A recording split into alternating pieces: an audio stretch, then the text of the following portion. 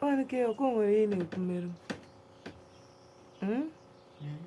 Okwere ihe na-ekwumeru. Let's see, Mama. Mama is telling me something this morning. Gumbi yam one ke. Diki yam in ekumeru.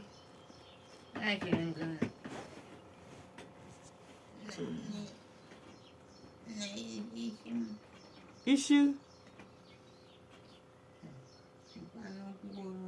Ngwa kuweke na mana Mama. Na ya nambo. Mama say her head is spinning her eyes. Aya number na akporo. Holy Ghost fire. Sideke na-ekwekwu ihe ọjọọ ya ji akporo Mama. Ọ na-akporo ka ị mere ego.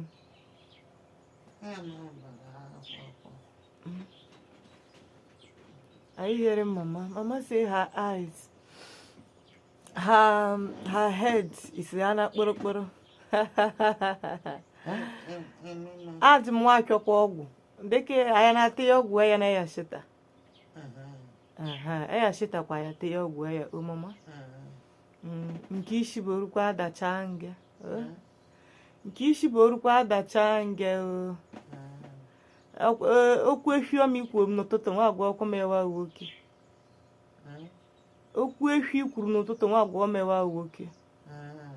I'm telling Mama that she said that we should buy cow.